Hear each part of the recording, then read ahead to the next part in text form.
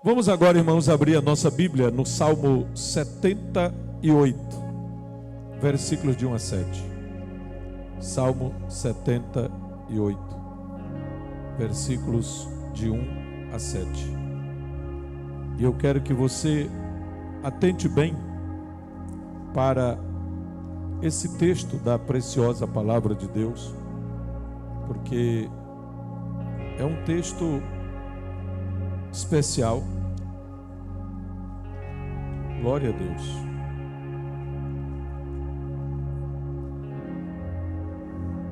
Salmo 78. Eu vou começar lendo na corrigida, Almeida Revista Corrigida, mas depois vou fazer a leitura na nova tradução da linguagem de hoje, para os irmãos acompanharem também. Vamos ler na versão mais antiga que temos aqui agora. Escutai a minha lei, povo meu, inclinai os ouvidos às palavras da minha boca. Abrirei a boca numa parábola, proporei enigmas da antiguidade, os quais temos ouvido e sabido, e nossos pais nos têm contado. Quem contou? Quem contou, irmãos? Nossos pais. Versículo 4. Não os encobriremos aos seus filhos, mostrando à geração futura os louvores do Senhor. Preste bem atenção a essa sentença. Mostrando à geração futura o quê? Os louvores do Senhor. Assim como a sua força e as maravilhas que Ele fez. As maravilhas que Ele fez. Versículo 5. Porque Ele estabeleceu um testemunho em Jacó, e pôs uma lei em Israel, e ordenou aos nossos pais que a fizessem conhecer a seus filhos, para que a geração vindoura a soubesse, e os filhos que nascessem se levantassem e a contassem a seus filhos. Então aqui abrange pelo menos 3 gerações. 3 ou 4 gerações. Para que pusessem em Deus a sua confiança, ou a sua esperança, e se não esquecessem das obras de Deus, mas guardassem os seus mandamentos. Nós vamos parar no versículo 7. Agora eu quero ler na NTLH, uma versão bem mais simples e também muito fácil de entender. Meu povo, escute o meu ensino e preste atenção no que estou dizendo. Pois falarei com vocês por meio de provérbios e explicarei os segredos do passado. São coisas que ouvimos e aprendemos, coisas que os nossos antepassados nos contaram. Não as esconderemos dos nossos filhos. Olha que expressão extraordinária. Não as esconderemos dos nossos filhos, mas falaremos aos nossos descendentes a respeito do poder de Deus, o Senhor, e dos seus feitos poderosos, e das coisas maravilhosas que Ele fez. O Senhor deu leis ao povo de Israel e mandamentos aos descendentes de Jacó. Ordenou aos nossos antepassados que ensinassem essas leis aos seus filhos, para que os seus descendentes as aprendessem e eles, por sua vez, as ensinassem aos seus filhos. assim eles também porão a sua confiança em Deus. Não esquecerão o que ele fez e obedecerão sempre aos seus mandamentos. Quantos podem dizer amém? Irmãos, eu estava lendo aqui, relendo, e encontrei 2 erros gráficos. Então corrija logo aí, por favor. Corrija logo no 3º parágrafo, onde está escrito: Elcana e Ana levaram. Faltou aí a vogal A. Faltou a vogal A. Isso aqui, irmãos, é a pressa, e eu ainda não contratei um revisor, digitador, tal. Eu mesmo aqui digito. E aí aqui e acolá, na pressa a gente engole uma palavra, né? No item 5, uma palavra ou uma letra. No item 5 do ponto 3.5 aí, aliás, do ponto 2, deveres especiais dos pais em relação aos seus filhos. Aí a palavra é controlar. Faltou a consoante T. Controlar. Então corrija aí, por favor. Quem já corrigiu diz amém. Quem não corrigiu, mas entendeu, diz amém. Glória a Deus. Então vamos lá. Criando filhos para Deus. O que eu posso ver no Salmo 78, irmãos, é um compromisso do povo de Deus com relação às futuras gerações. Esse salmo me deixa entender que eu, como um pai cristão, tenho o sagrado dever de comunicar o conhecimento da verdade à minha descendência. E aí inclui filhos e netos, bisnetos, tantos quantos Deus nos permitir ver e ajudar a criar. Esse salmo também diz que esse dever é tão sagrado, essa atitude é tão nobre, essa atitude é tão salutar, que isso vai permitir que gerações futuras conheçam a Deus, obedeçam a Deus e andem com Deus. Conheçam a Deus, obedeçam a Deus e andem com Deus. Em resumo, o salmo, que apesar de ser uma poesia, mas aqui é um salmo didático. Se você ler o título, está escrito aí: Salmo didático de Asaf. Asaf era uma espécie de maestro contratado por Davi, não somente para ajudar a reger o grande coral de 4.000 vozes que Davi sustentava. 4.000 vozes. Davi fazia uma escala para que não faltasse gente na tenda da congregação cantando. Vamos entender? Se ainda não leram na Bíblia, está ali entre Gênesis e Malaquias, ou entre Gênesis e Apocalipse. Eu não vou dizer o texto porque eu quero que vocês procurem. Eu sei o livro e talvez eu me lembre do capítulo. Não é para dizer, é para quem tiver interesse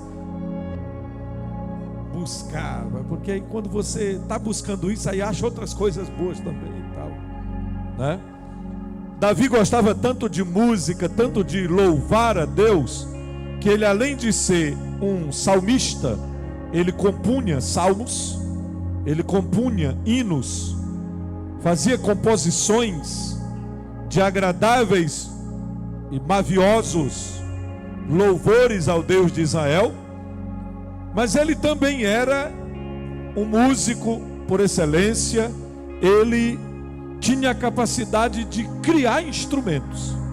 Ele não só tocava, ele inventava, ele criava, ele industrializava instrumentos para louvar a Deus. E além disso, ele organizava os grupos. E ele chamou esse rapaz por nome Asaf, que foi levantado por Deus, e tem pelo menos 12 salmos nesse livro, nesse saltério, que também é conhecido como Terrilim, que significa louvores.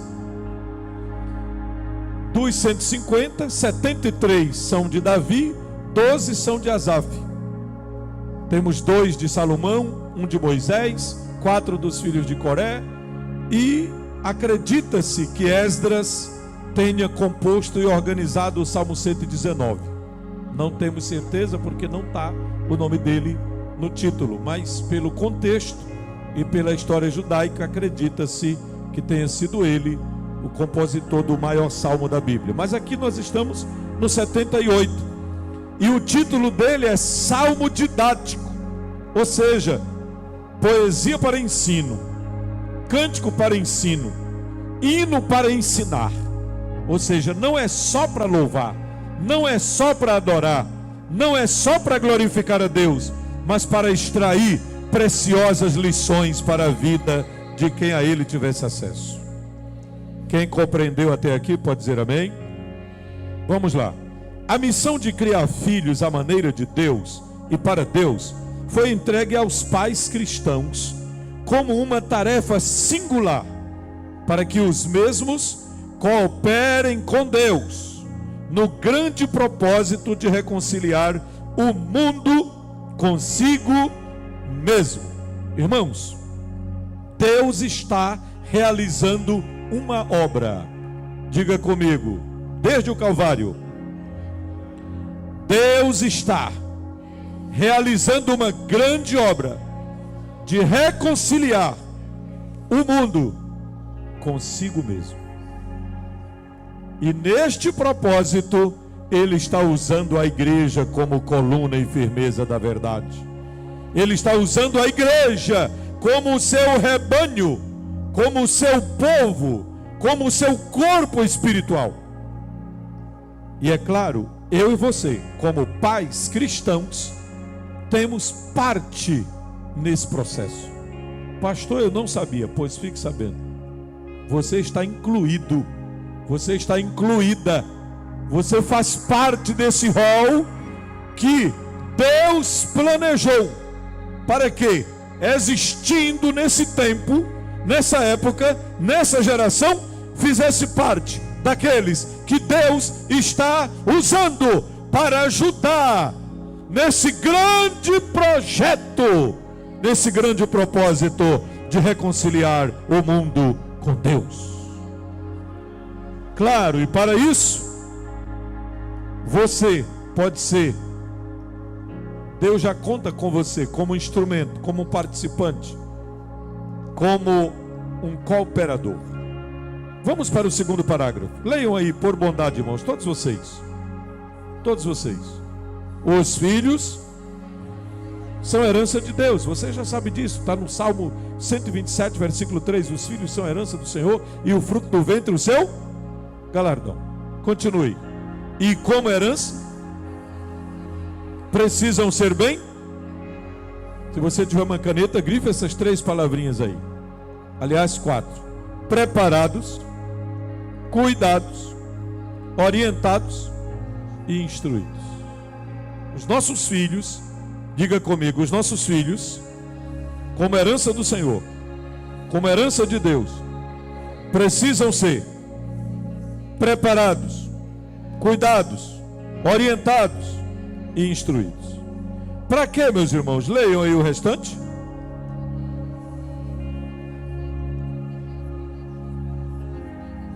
Para poderem ser e fazer tudo o que Deus planejou para suas vidas na terra. Se você deixar por conta própria, se você deixá-los por conta própria, eles vão fazer a vontade da carne, do mundo, do pecado e do diabo. Se você deixá-los por conta própria, futuramente eles serão filhos do maligno. Pastor, que expressão terrível! É desse jeito que está escrito na Bíblia, e eu não posso dizer diferente. Se você deixá-los à vontade, pensando que eles vão acertar o caminho de qualquer maneira, não acertarão. Não é assim, irmão João? Não é assim, meus irmãos, vocês que leem a Bíblia todo dia? Se você deixá-los à vontade, é mais fácil seguir o mundo, é mais fácil seguir as mentiras de Satanás, é mais fácil seguir os projetos malignos de rebeldia contra Deus, é mais fácil seguir os prazeres do pecado. Mas se você assumir um compromisso com Deus, que na sua casa você é a voz profética, você é o sacerdote, você é a profetisa, você é a voz que Deus ergueu dentro da tua casa para fazer a diferença, as coisas serão diferentes. As coisas serão diferentes para a glória de Deus. Teus filhos terão rumo diferente. E aproveite enquanto eles estão pequenos. Aproveite enquanto o coração deles ainda não está endurecido pelo pecado. Aproveite enquanto eles ainda podem se assentar para lhe ouvir. Aproveite enquanto você ainda pode chegar lá na cama, ou na rede, ou no berço, ou numa cadeira, ou no sofá. Quando eles estiverem deitados, ou dormindo, ou descansando, você pode chegar do lado, colocar a mão na cabeça e dizer: eu te abençoo em nome de Jesus Cristo. E ainda você pode convidá-los para orar com você. Ensine-os a orar, porque eles não aprendem sozinhos. Ensine-os a adorar a Deus, porque eles não aprenderão sozinhos. Ensine-os e force-os a ler a Bíblia, porque eles não vão ler sozinhos. Eles não vão aprender a se alimentar. Eles não aprenderam a se alimentar sozinhos. Não foi você que ensinou? Não foi você que ensinou a caminhar? Não foi você que ensinou a andar dentro de casa e andar na rua e entrar em qualquer lugar? Não foi você que ensinou as primeiras letras? Não foi você que ajudou a alfabetizar? Não foi você que levou para a escola? Não foi você que ensinou todas as coisas? Pois os caminhos para Deus, Deus espera que você seja também essa pessoa. Deus conta com você. Quem está entendendo diz amém. Eu agradeço muito a Deus, porque Deus usou meus avós. Eu conheci meus bisavós crentes. Tive o privilégio de conhecer meu bisavô materno, que morreu salvo. Não tive muito contato com ele, mas me lembro dele. E a bisavó paterna também tive o privilégio de conhecer, e ela partiu para a eternidade crente em Jesus. Está sepultada ali em Newton Belo. A bisavó paterna. Meus avós, eu convivi muito com eles. Inclusive morei na casa deles um período de aproximadamente 4 anos. Quando meus pais trabalhavam no estado do Pará, meu pai levou a minha mãe um período e levou os mais novos. E eu e a Raioneide ficamos. Cadê a Neide? Está por aqui? Parece que eu vi a cabeça dela por aqui. Levanta a mão aí, Neide. Aliás, fique em pé, que tem muita gente que não te conhece. Olha, irmãos. Olha aí, minha irmã, muito bonita ali, ó. Viu? Raioneide, ela mora ali no Sabac, congrega na Betel, ali com o pastor Josédson. E eu e a minha irmã ficamos na casa dos nossos avós maternos um período de aproximadamente 4 anos. Mas tinha culto doméstico todo dia. Culto doméstico todo dia. Bíblia, louvor, oração e igreja, todo dia de culto. Se não tivesse culto no templo, tinha nas ruas, culto de rua, nas casas. E meu avô todo o tempo lendo a Bíblia. E minha avó, eu tenho muitas lembranças dela lendo a revista da escola dominical durante a semana. E toda hora que ela podia, estava me contando alguma coisa da Bíblia. Meu avô materno, Braz Francisco da Costa, me contou literalmente todas as histórias da Bíblia, porque ele sabia de cor. Sabia de cor todas as histórias da Bíblia. Qualquer uma que você triscasse, bastava dizer o nome do personagem, ele contava a história. Ele gostava muito de história e contava com detalhes. Era um evangelista nato. Não podia chegar perto de uma pessoa que já estava falando de Jesus. Teve um dia que ele resolveu, na época que a doutora Rosiana era governadora, ele botou na cabeça e disse: eu tenho que falar de Jesus para aquela mulher. Disse: mas paizinho, como é que o senhor vai? Ele disse: dá-se um jeito, quem tem boca vai a Roma. Era todo assim despachado. E ele foi mesmo. Foi, deram permissão. Ele entrou no palácio e contou a história dele toda. E falou que conhecia o pai, não sei mais quem da família, e contou toda a história política e disse: mas eu vim aqui foi falar de Jesus. Falar de Jesus? Pois não, seu Braz, pode falar. Pois é. Aí, evangelho, contou o plano da salvação, fez uma oração e saiu de lá, saiu de peito lavado, porque ele cumpriu um sonho, né, de falar de Jesus no Palácio dos Leões para Dona Rosiana, que na época era a governadora. Interessante que mais de 20 anos depois, Deus me deu a mesma oportunidade, só que não no palácio, mas na casa dela. Eu falei de Jesus para ela durante quase 1 hora, no seu quarto. Ela estava convalescendo de uma enfermidade e mandou chamar um pastor. E a pessoa que estava perto só se lembrou de mim e disse: eu tenho aqui um pastor, mora na cidade operária e é da Assembleia de Deus. Ela disse: da Assembleia de Deus? Pois é dessa que eu quero, pode trazer. E eu fui, louvei a Deus, li a Bíblia, orei e falei de Jesus para ela. E ela disse: se eu ficar boa, eu vou na sua igreja agradecer a Deus. Ela estava muito doente e de fato ela cumpriu.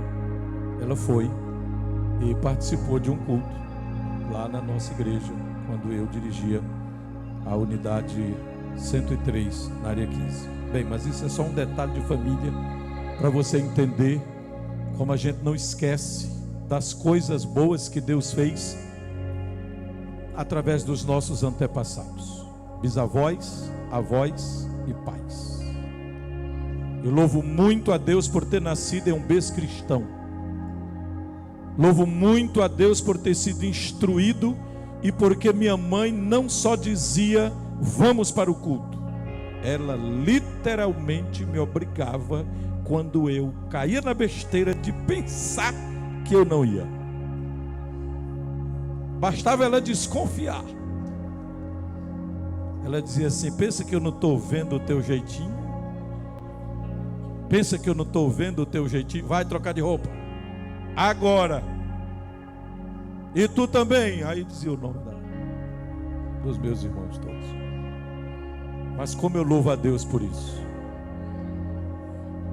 Como eu louvo a Deus por isso. Porque toda criança tem aquela fase da preguiça, tem a fase da rebeldia, tem a fase: não vou, eu estou cansado, estou com sono, amanhã tem prova, eu tenho que estudar. Mentira, não é estudar coisa nenhuma. Já passou a hora de estudar, está na hora de ir para o culto, e tinha que ir mesmo. E eu louvo a Deus porque ela me tratou dessa forma. Nos tratou dessa forma. E pela graça de Deus, eu não esqueci os ensinamentos. E quando eu olho para esse texto aqui, os filhos são heranças de Deus. E como herança precisam ser bem preparados, cuidados, orientados, instruídos, para poderem ser e fazer tudo o que Deus planejou para as suas vidas nessa terra. Você quer que seu filho seja uma bênção nas mãos do Senhor? Você quer que seus filhos sejam instrumentos nas mãos de Deus? Cuide deles agora, enquanto há tempo. Cuide deles agora. Encha a mente deles com a palavra de Deus. Encha a mente deles, o coração deles, com as coisas de Deus, com os louvores de Deus. E cubra-os todo dia com oração e súplicas diante do Eterno. Aleluia. Quem acredita nisso diz amém. Leia o 3º parágrafo, por favor. O estudo hoje aqui é bem rapidinho. Vamos lá, já na metade já. Elcana e Ana levaram Samuel para onde? ao templo de Deus. Para quê, irmãos? Para que o menino aprendesse a servir a Deus desde a sua infância. O texto que nós lemos agora há pouco, para o pastor Wesley e a irmã Janice, aqui na dedicação do Isaac, inclui esse aqui, só que aqui eu botei começando do 24, né? Para eles eu li só o 27 e o 28. Mas o texto todo diz que foi assim que o menino parou de mamar. Assim que o menino parou de mamar, já foi levado para o templo, para aprender a servir a Deus desde a sua infância, junto ao sacerdote Eli. Continue agora. O apóstolo Paulo afirmou que são os pais que devem investir, depositar para os filhos, e não os filhos para os pais. Irmãos, tem muitos pais precisando saber disso aqui. Abra sua Bíblia. 2 aos Coríntios, capítulo 12, versículo 14. Na hora que eu estava digitando esse pequeno esboço, me veio à mente esse texto, que na verdade é só um pedacinho, e na hora me deu até um trabalho para encontrar, porque eu estava trocando com outro versículo parecido com esse, mas é muito importante esse texto. 2 aos Coríntios 12, 14, parte B. É porque ele não está tratando exatamente do assunto, mas ele faz menção. Então isso é muito importante para você entender que, apesar de ser uma palavra breve, mas ela tem um peso enorme. Olha o que diz o texto, eu vou ler aqui na tradução brasileira. Eis que pela terceira vez estou pronto a ir ter convosco, e não vos serei pesado, pois não busco os vossos bens, mas a vós. Os filhos não devem entesourar para os pais, mas os pais para os filhos. Vou ler aqui na Nova Almeida atualizada, 12, 14. Nova Almeida atualizada. Muito interessante. Eis que pela terceira vez estou pronto a ir ter convosco, e não vos serei pesado, pois não busco os vossos bens, mas a vós. Os filhos não devem entesourar para os pais. Praticamente não muda quase nada. Mas os pais para os filhos. Os pais para os filhos. Praticamente todas as versões usam a palavra entesourar. Essa aqui é NTLH. Riqueza. NA. Não são os filhos que devem juntar riquezas para os pais, mas os pais para os. Então, quando você está dando as coisas para os seus filhos, está tudo certinho, não tem nada errado. É você mesmo que tem que dar. Ah, porque eu já dei isso, já dei educação, já dei roupa, dou calçado, remédio, comida. É você mesmo que tem que dar. Está fazendo certinho. Não reclame. É bíblico. Esse é o processo ordenado por Deus. Ah, pastor, mas é porque você não conhece como é lá em casa. Eu já dei tudo. Pois é para dar tudo mesmo. Tudo o que for possível. Hã?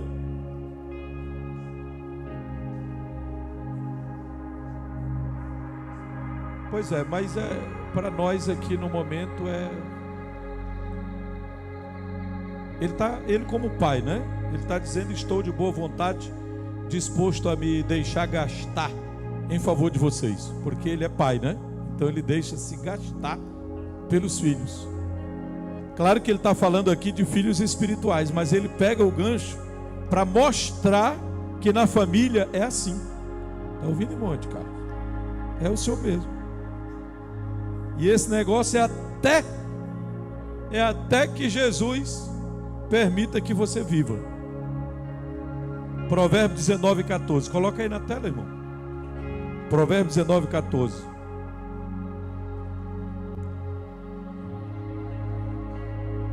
Está demorando. A casa e os bens vêm como herança dos pais. Eu gosto desse versículo aí, essa segunda parte. Mas a esposa sensata vem do Senhor. Isso aí também é bíblico, viu, irmãos? É bíblico. Não, é o 14 mesmo.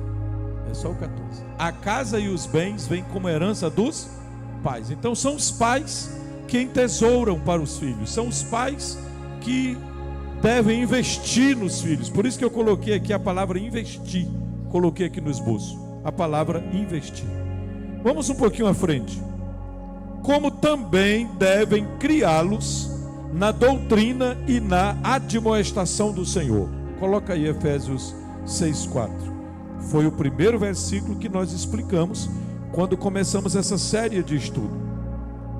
Mas como ele é muito importante e rico, então é bom que leiamos outra vez. E vocês, pais, não provoquem os seus filhos a ira, mas tratem de criá-los. De que maneira, irmãos? Na disciplina e na admoestação do Senhor, ou seja, na instrução do Senhor, no ensino do Senhor. Esse D próximo aí deveria ser maiúsculo. Discipular os filhos para Cristo e o seu reino é uma das missões mais extraordinárias que Deus entregou a cada pai cristão. Portanto, é nosso dever começar por nossa família o cumprimento da grande comissão de Jesus à sua igreja. E qual foi a grande comissão? Fazei discípulos de todas as nações. Então nada melhor do que começar a fazer discípulos dentro da nossa casa. Dentro da nossa casa. Quem está entendendo diz amém. Glória a Deus. Vamos para o segundo tópico. Deveres especiais dos pais em relação aos seus filhos. Eu coloquei aí apenas 6 deveres. Quais são os 6 deveres? Primeiro, segundo, treinar. Terceiro, prover. Concorda com o que nós acabamos de ler? Prover, providenciar. Você é o provedor. Quarto, quinto, controlar. Olha, irmão, não é só falar não, viu? Tem hora que é preciso controlar. O que é controlar? É pôr freios. Se você criar o seu filho sem limites, daqui a pouco ele estará fazendo você passar vergonha. Tem que impor limites no modo de falar, no modo de comer, no modo de se vestir, no modo de tratar as pessoas, no modo de tratar os mais velhos, no modo de respeitar as autoridades, no modo de tratar os irmãos dentro de casa. Tem que ter controle, tem que haver controle. E tem horas que o controle exige uma certa pressão. Os irmãos estão entendendo? Ok. 1 Timóteo 3:4. Aliás, deixa eu dar uma pequena palavra sobre cada item desse. O que é que significa ensinar? Vamos lá, pedagogo.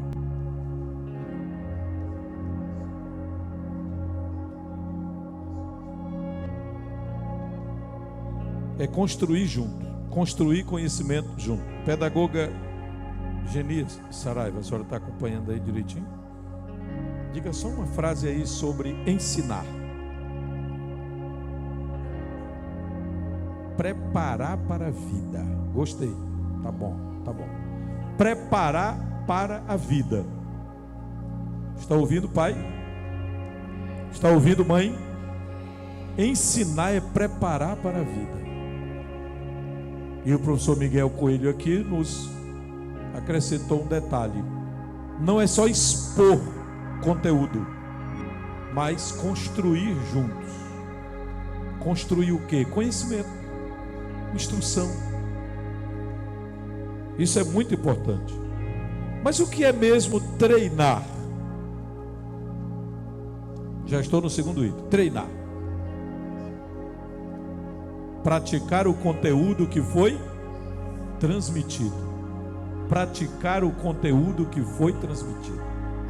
Em outras palavras, é colocar na prática. Tirar da teoria e colocar na prática.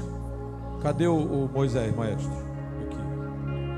Quando tu começa a ensinar esses meninos aqui, como é a primeira aula? A primeira aula, tu já entrega um instrumentão desse aí para eles? Como é? Teoria. Ensinar o que é música, a música, as 3 partes da música, compasso, notas musicais, clave de sol, clave de dó, clave de fá, e tal, o que mais? É só isso. Vai ensinar a partitura. Aí depois de o quê? 2 semanas, 3 ou 4, só com teoria, aí diz: agora já escolheu o teu instrumento? Qual é o instrumento que tu deseja tocar? Aí vai treinar o sopro. É a fase da embocadura. Estão ouvindo aí, irmãos? É treinar a boca para aperfeiçoar o sopro no instrumento. Quando o instrumento é de sopro, né? Quando é de corda aí é outra coisa. Aí tira o corinho do dedo, pelejando para fazer notas. Isso é treinamento. Então você, além de ser um educador, como disse aqui a irmã Geni, além de preparar para a vida e ajudar a construir conhecimento, educação, você também tem que treinar. Você tem que pegar na mão e dizer assim. Quando a gente está ensinando uma pessoa a escrever, é letra por letra. Quando começa os primeiros, parecem uns garranchinhos assim que não tem muito sentido, porque a pessoa não tem habilidade. Mas depois ela vai sendo treinada até ganhar habilidade, e daqui a pouco, se deixar e se der oportunidade, se treinar bem, ela já estará ensinando. Que coisa boa. Além de ensinar e treinar, o pai também precisa prover, é dar, é ajudar, é providenciar, ensinar como fazer e dar logo o primeiro passo, dar o recurso inicial, para que o filho ou a filha aprenda a andar com seus próprios pés, ou com o seu próprio intelecto, desenvolva o seu trabalho. Como isso é importante. Mas, além disso, criar na disciplina e na instrução do Senhor, e depois controlar. E eu já dei alguns sinônimos de controlar: colocar limites, mostrar direção. Isso é muito importante. Manter o controle, manter os limites. Mas Tito capítulo 2 versículo 4 diz uma coisa muito interessante que pouca gente presta atenção, mas a Bíblia também manda os pais amarem os seus filhos. Tito 2,4, vamos lá? A fim de instruírem as jovens recém-casadas a amar o marido e os filhos. A gente está falando do papel da mãe. Como isso é importante, irmãos? Amar os filhos é papel dos pais. O último ponto: o papel da mãe como educadora no lar. E esse ponto aqui eu queria que a missionária Iranilde, hoje ela não está inspirada, ela está dizendo não, mas foi você que sugeriu. Foi. Ela disse que nem lembrava mais, que ela me cobrou isso aqui no último estudo. Disse: olha, está faltando alguma coisa aí sobre o papel da mãe como educadora, está ouvindo? Aí agora eu botei, né? Vamos citar os textos. Se ela tiver aqui alguma iluminação, ela fala, se não, deixa para a próxima. Vamos lá. O papel da mãe como educadora no lar. Leiam bem forte, irmãos. Número 1. Número 2. Ou seja, a mãe, como educadora cristã, tem o papel de transmitir, de ser um canal de Deus para transmitir a verdadeira fé, assim como Lloyd e Eunice fizeram com o menino. Como é o nome do menino? Timóteo. A palavra Timóteo quer dizer dom de Deus. Assim como Lloyd e Eunice fizeram com o menino Timóteo, de tal modo que ele foi discipulado, ele foi preparado, e ele já estava à altura de acompanhar Paulo em viagens missionárias. Mas quando a gente fala em edificar a casa, aqui entra, irmãos, um papel extraordinário que o homem não pode fazer. Mas essa habilidade Deus deu à mulher. A mulher sábia edifica a sua casa. Como é que diz o restante do texto? Mas a imprudente destrói com as próprias mãos. Não precisa nem contratar uma empresa, nem terceirizar derrubadores de casa. Ela mesma derruba. Não precisa nem contratar máquina, vou contratar aí um muque, um negócio aí para chegar. Não precisa. Ela mesma, por falta de sabedoria, por falta de entendimento. Então, se há uma coisa que pai e mãe precisam pedir ao Senhor, é que dê sabedoria, porque com sabedoria se constrói a casa. Glória a Deus. Com sabedoria se constrói a casa. Mas a mulher sábia, a mãe como educadora no lar, e por que quem sabe Paulo tenha escrito essas palavras? Eu acho interessante. O texto não fala muito do pai de Timóteo, diz apenas que o pai dele era grego, a mãe era judia. Mas a avó, Paulo diz assim, a fé que havia, coloca aí, inclusive essa referência não é 2 Timóteo, é 1 Timóteo, mais um erro, né, irmãos? 1 Timóteo, corrija aí. Aliás, é 2 Timóteo 1,5, está errado, é o capítulo, é 1,5. Coloque aí, a transmissão da verdadeira fé evangélica, 2 Timóteo 1,5. Lembro da sua fé. Que tipo de fé? Sem fingimento. Paulo está falando com Timóteo. A mesma que primeiramente habitou em sua avó Lloyd e em sua mãe Eunice, e estou certo de que habita também em você. Como é que Paulo estava tão certo? Como é que ele estava com tanta certeza que aquela mesma fé habitava no jovem, no obreiro, jovem pastor Timóteo?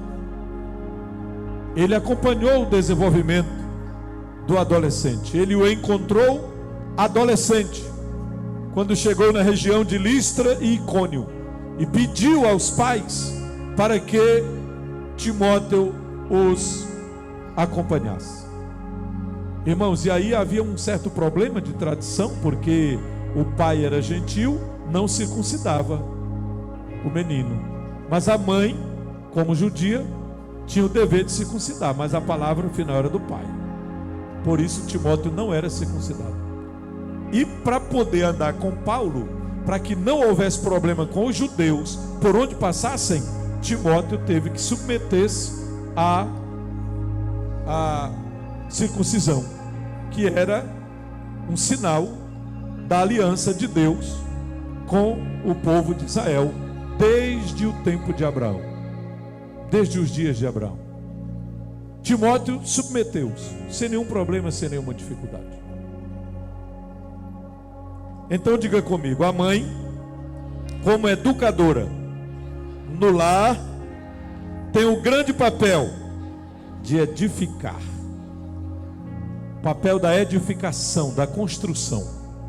Como isso é importante? Não só isso, mas também o papel de transmitir a verdadeira fé de nosso Senhor Jesus Cristo. Quantas mães nós temos aqui? Levante sua mão. Quantas mães? Ok. Deus abençoe. Sei que você entendeu e sei que muitas estão fazendo isso. Sei que muitas já fizeram e agora estão apenas desfrutando do fruto do trabalho, da recompensa que Deus lhes deu pelo trabalho que fizeram. Algumas estão enfrentando lutas e dificuldades, mas com a consciência tranquila de que fizeram o que estava ao seu alcance. Quem entendeu pode dizer amém. Eu quero fazer uma oração por todos os pais. Fiquem de pé, todos os pais, todas as mães que aqui estão. Glória a Deus. Eu quero fazer uma oração por você, baseado nessa palavra. Baseado nessa palavra.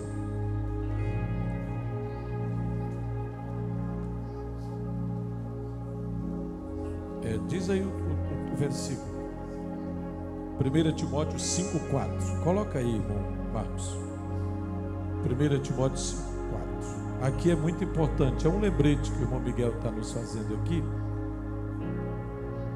Mas se alguma viúva tem filhos ou netos, que estes aprendam primeiro a exercer piedade para com a própria casa e a recompensar os seus pais, pois isto é aceitável diante de Deus. Ou seja, na velhice, quem é que deve cuidar dos pais? Os filhos. Pelo menos isso, né? Para dar uma via de mão dupla. Hoje você cuida. Hoje você faz o que está ao seu alcance. E no futuro, já diz a Bíblia, aqueles filhos que têm consciência e piedade cristã, eles vão assumir a responsabilidade com a sua própria casa e recompensar os seus pais. Porque isso é aceitável diante de Deus. Irmãos, a Bíblia é completa. Não falta nada.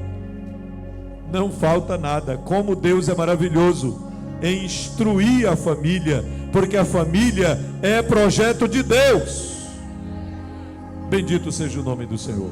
Vamos orar. Eu quero orar por todos os pais. Levante uma de suas mãos comigo. Nosso querido Deus, nosso Pai que está no céu, temos meditado em Tua palavra, Senhor. Temos meditado no nosso dever de criar os nossos filhos para Ti, Senhor. Temos meditado nos deveres especiais de cada pai cristão em relação aos seus filhos, sobre ensinar, treinar, prover, criar na disciplina do Senhor, controlar, amar. E temos meditado também, Senhor, no papel de cada mãe como educadora dentro de seu lar, dentro de sua casa.